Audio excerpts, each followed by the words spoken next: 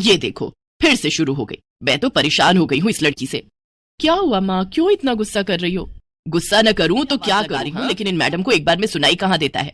ओहो माँ, आप ही देखो ना, मैंने कितना सुंदर डिजाइन बनाया, बस इसी में ध्यान लगा था मेरा, शायद इसीलिए आपकी आवाज सुनाई नहीं दी होगी। अच्छा बताओ क्या काम है, मैं ये बाद में पूरा कर लूंगी। कुछ काम नहीं, खाने की थाली कब से लगा कर रखी है, अब महारानी को फुर्सत मिल गई हो तो चलकर खा लो। अच्छा खाना खाना है, अब आप शुरू करो, मैं बस 2 मिनट में आऊं।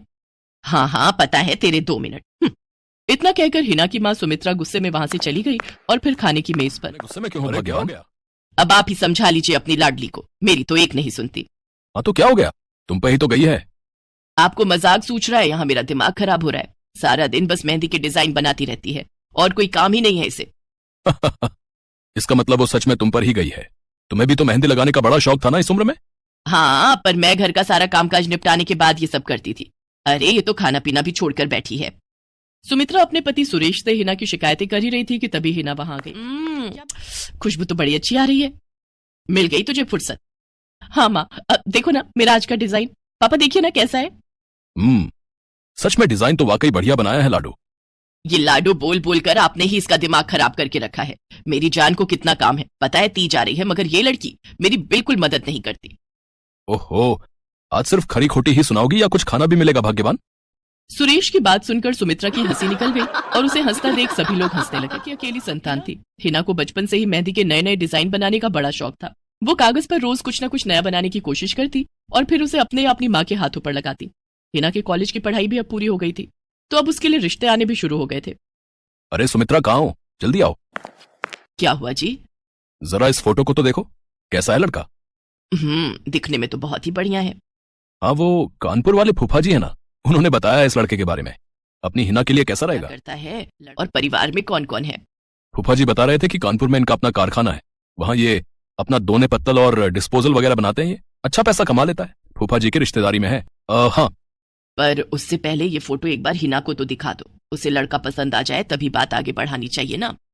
अरे हाँ ये भी सही कह रही हो। लाडो, ओ लाडो, अरे कहाँ है बिटिया? सुरेश ने फौरन जाकर कमल की फोटो हिना को दिखाई तो हिना को भी कमल पसंद आ गया। उधर कमल को भी इस तरह से कुछ ही दिनों में कमल और हिना की शादी खूब धूमधाम से हो गई। शादी के बाद कमल और हिना अपनी गृहस्थी में बहुत खुश थे। फिर एक शाम। ये क्या लिख रही हो हिना? लिख नहीं रही हूँ, मेहंदी का डिजाइन बना रही हूँ। अच्छा, पर कागज पर क्यों? प्रैक्टिस तो रोज ही करनी होती है ना, तो इसीलिए कागज पर डिजाइन बनाती हूँ। अच्छा, अब जरा दिखाओ तो सही। अरे वाह, ये डिजाइन क्या सच में तुमने बनाया है?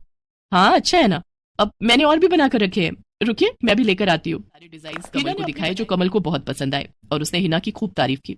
सब कुछ अच्छा चल रहा था और ऐसे ही हंसी खुशी दिन बीत रहे थे। लेकिन फिर एक सुबह। हेलो, क्या हुआ राठी जी, इतनी सुबह सुबह फोन क्यों किया? सर आप जल्दी से आ जाइए, गजब हो गया, अपनी फैक्ट्री में आग लग गई है सर, सब कुछ जल गया सर, कुछ भी नहीं बचा सर, जल्दी आ जाइए आप। फोन पर अपने मैनेजर की बात सुनकर कमल के पैरों तले जमीन खिसक गई। फैक्ट्री पहुंचा तो देखा वाकई फैक्ट्री पूरी तरह से जल रही थी। तभी एक जलती हुई बड़ी सी लकड़ी कमल पर आगे झुलस गया। उसे फौरन अस्पताल पहुंचाया गया और यहाँ से सब कुछ बदल गया। फैक्ट्री के काम को बढ़ाने के लिए कमल ने हाल ही में कई सारी नई मशीनें लोन पर खरीदी थी। मशीनें तो नहीं बची, लेकिन लोन चुकाने के चक्कर में पहले कमल की गाड़ी बिकी और फिर घर। मजबूर होकर कमल और हिना किराए के मकान में रहने लगे थे। फिलहाल कमल की हालत ऐसी नहीं थी कि वो कोई और काम कर सके। ऐसे में हिना ने घर चलाने का जिम्मा उठाया और वो घर घर जाकर औरतों के हाथों पर मेहंदी लगाने लगी। हालांकि इस काम से उसे बहुत कम पैसे ही मिल पाए, मेहनत कर रही थी। क्या से क्या हो गया ना हिना, मैं किसी काम का नहीं रहा, हम बर्बाद हो गए। मैंने कहा था तुम्हें रानी बनाकर रखूंगा, मगर मेरे रहते हुए भी तुम्हें कितना संघर्ष करना पड़ रहा है। ऐसा क्यों कह रहे हैं आप बिल्कुल चिंता मत कीजिए, देखना धीरे धीरे सब ठीक हो जाएगा। हिना चाहती थी कि वो अपना एक पार्लर खोले, लेकिन फिलहाल ये मुमकिन नहीं था। मेहंदी लगाने का काम भी सीजन पर ही मिल पाता था, तो अब दिक्कत खाने पीने की भी होने लगी। ऐसे में हिना ने एक सेठ के घर मेड का काम करना शुरू कर दिया और फिर एक दिन, सुन तुझे कोई क्यों मैडम? अरे वो तीज आ रही है ना, तो मेहंदी लगवानी थी। हाँ बाहर इतनी गर्मी, अब ऐसे में कौन बाहर जाए, तो घर पर ही आकर कोई लगा दे तो बढ़िया रहेगा। अब हाँ मैडम, मैं बहुत अच्छी मेहंदी लगाती हूँ, आप मुझसे लगवा लो। ना ना ना, अगर खराब कर दी तो, तीज की पार्टी है मेरे यहाँ, मेहंदी तो बढ़िया ही लगवानी है मुझे। मैडम आप बिल्कुल चिंता मत कीजिए, रुकिए मैं अभी आपको कागज पर मेहंदी का डिजाइन बनाकर दिखाती हूँ, फिर आगे आप ही तय करना। इतना कहकर हिना ने फौरन एक कागज लिया और कुछ ही देर में उस पर एक बहुत ही सुंदर मेहंदी का डिजाइन बनाया। अरे वाह, ये तो सच में बहुत सुंदर है, बिल्कुल नया और बहुत ही खूबसूरत डिजाइन है। अब तो ये डिजाइन मेरे हाथ पर भी सेम टू सेम लगा देगी ना? हाँ मैडम, आप मुझ पर विश्वास कीजिए, मैं बचपन से ये करती आई हूँ। उस दिन हिना ने पूरे मन से अपनी मालकिन के दोनों हाथों पर मेहंदी लगाई। हिना ने जो डिजाइन बनाया था वो एकदम नया था और सुंदर भी।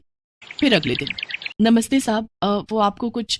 हाँ हाँ, मैं तुम्हारा ही इंतजार कर रहा था। ये कल शिवानी के हाथों पर तुम्ही ने मेहंदी लगाई थी ना? जी साहब, मैंने ही लगाई थी। मुझसे नहीं नहीं, ऐसी कोई बात नहीं है। बस ये जानना था तुमसे कि मेहंदी का वो डिजाइन कहाँ से देखकर लगाया तुमने? कहीं से नहीं साहब, वो तो मैंने खुद से सोचा था। मैं कभी कहीं से देखकर डिजाइन नहीं बनाती। अच्छा, अगर ऐसा है तो जरा ये कागज और जरा इस पर एक मोर की थीम पर बेस्ड एक डिजाइन बनाकर दिखाओ। पर याद रहे, डिजाइन बिल्कुल नया होना चाहिए। जी साहब, बस 2 मिनट दीजिए। हिना ने बस कुछ मिनटों के अंदर वो करके दिखा दिया, जिसे देखकर उसका मालिक साहिल मल्होत्रा हैरान रह गया। कमाल है तो। वाह, अब तुमने डिजाइनिंग सीखी है क्या कहीं से? नहीं साहब, सीखी तो नहीं, लेकिन मुझे बचपन से ही शौक है मेहंदी लगाने का, तो बस इसीलिए। समझ गया।